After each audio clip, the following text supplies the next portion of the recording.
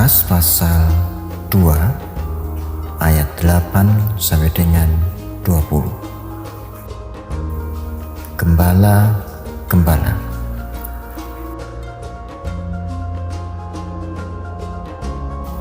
Di daerah itu ada gembala-gembala yang tinggal di padang menjaga kawanan ternak mereka pada waktu malam.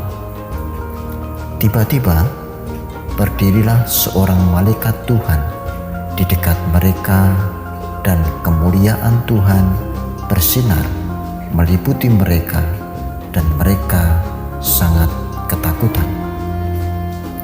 Lalu kata malaikat itu kepada mereka, "Jangan takut, sebab sesungguhnya aku memberitakan kepadamu kesukaan besar untuk seluruh bangsa. Hari ini telah lahir bagimu Juru Selamat, yaitu Kristus Tuhan di kota Daud.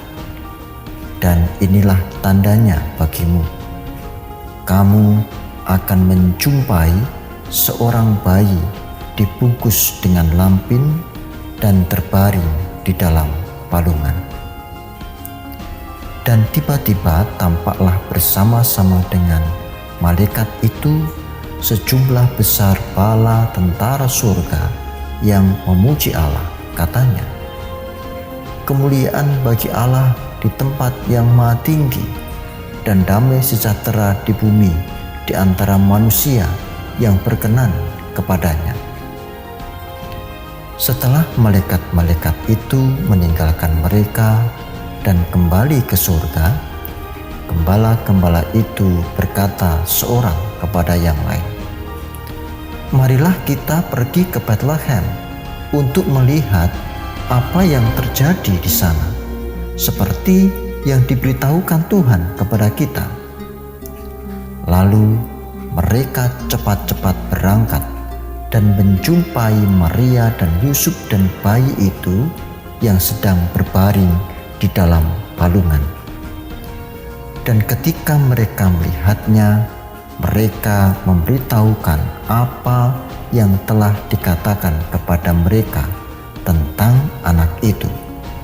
Dan semua orang yang mendengarnya heran tentang apa yang dikatakan gembala-gembala itu kepada mereka. Tetapi Maria menyimpan segala perkara itu di dalam hatinya dan merenungkannya.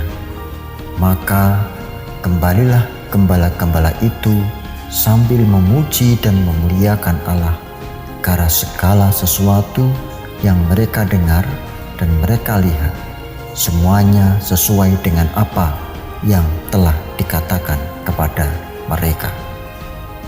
Amin. Berbahagia setiap orang yang mendengarkan firman Tuhan dan menghayati. Haleluya.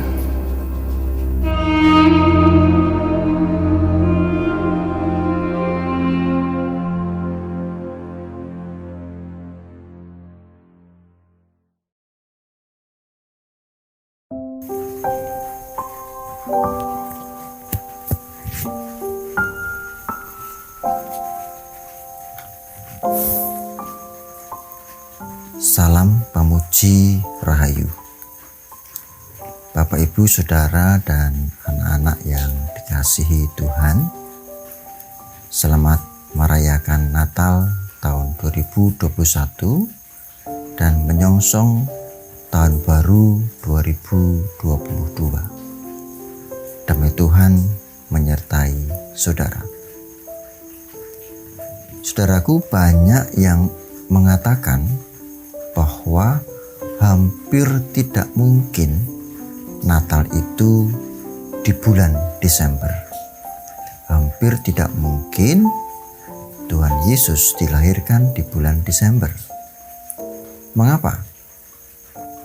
Alasan mereka karena bulan Desember adalah musim dingin, bersalju, sehingga tidak mungkin para gembala menggembalakan dombanya di tengah-tengah salju.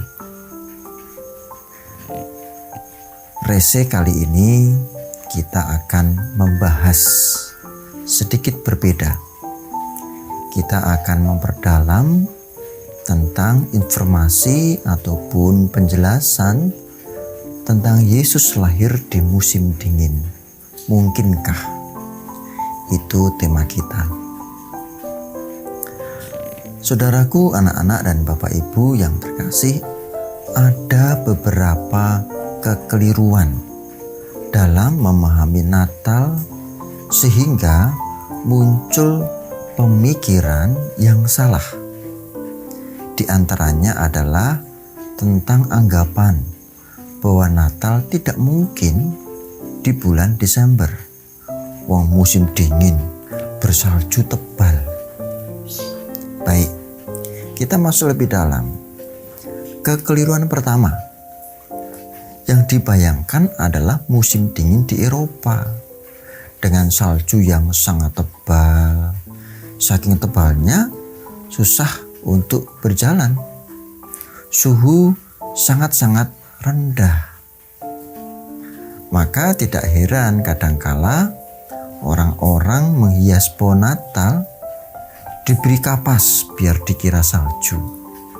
Jadi bayangannya itu musim dingin di Eropa, saljunya tebal begitu ya. Padahal di Bethlehem sungguh berbeda. Meskipun musim dingin, suhu masih cukup hangat dibandingkan dengan Eropa. Orang masih bisa berjalan-jalan, ngopi di luar rumah. Bahkan ada kalanya tidak turun salju. Cuaca sangat cerah. Bintang-bintang bisa dilihat, hanya saja dingin. Itu kekeliruan pertama. Orang membayangkan musim dinginnya di Eropa. Ya, bisa dipahami mengapa ya, karena kekristenan masuk ke Indonesia yang bawa ya orang-orang Eropa. Termasuk Natalannya ya Natalan orang Eropa. Tidak hanya itu saja, foto Tuhan Yesus juga orang Eropa, matanya biru, rambutnya kuning keemasan. Padahal orang Ibrani mosok matanya biru gitu ya. Ya, itu kekeliruan pertama. Masuk ke kekeliruan yang kedua, yaitu tentang pemahaman menggembalakan domba di musim dingin. Karena berpikirnya musim dingin di Eropa, kemudian menganggap tidak mungkin ada domba digembalakan di musim dingin. Nah, dalam konteks kebiasaan di Yahudi berbeda. Di Yahudi ada dua jenis domba gembalaan. Yang pertama disebut Eluhen Bayitot. Bayit itu rumah. Artinya domba peliharaan rumah.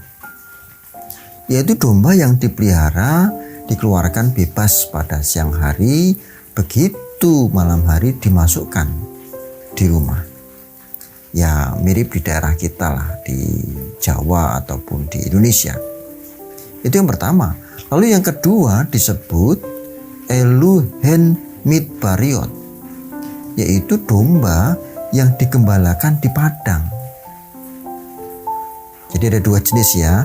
Satu digembalakan di rumah, kalau malam dimasukkan rumah. Yang kedua yaitu Eluhen Midbariot, domba yang digembalakan di padang. Nah, jenis yang kedua ini, Eluhen Midbariot, juga memiliki dua jenis, saudaraku. Ada dua jenis.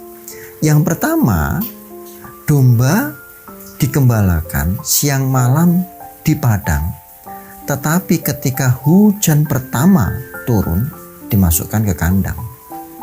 Jadi sepanjang tahun digembalakan di padang, tetapi ketika hujan kali pertama dimasukkan ke kandang. Ya, digembalakan hanya di musim panas lah gitu. Sedangkan yang kedua adalah domba-domba khusus. Ingat, ini domba-domba khusus yang digembalakan siang malam, baik musim panas maupun musim dingin, di tempat yang khusus pula. Hal ini tertulis sebetulnya di Talmud Traktat Beizah nomor 40b. Domba ini adalah domba khusus untuk korban, yang memang kemudian khusus digembalakan di tempat yang khusus juga tertutup, yaitu tempatnya antara kota Yerusalem menuju Migdal Elder. Migdal Elder itu menara kawanan domba, yang menurut pengharapan mesianis di Yahudi, bangsa Yahudi, Mesias akan menampakkan diri di sana. Nah, jelas ya, jika demikian ya memang ada para gembala yang menggembalakan dombanya meskipun di musim dingin. Justru kita menjadi tahu nih alasan lain mengapa para malaikat menampakkan diri pada para gembala. Dilihat dari tempat mereka di Migdal Elder, di mana mesianik orang-orang Yahudi memiliki pengharapan bahwa Mesias akan menampakkan diri di sana, di mana para gembala sedang membalakan dombanya musim dingin maupun musim panas. Sehingga bisa jadi ini menjadi berita tentang penampakan atau berita Mesias yang hadir bagi para Yahudi saat itu.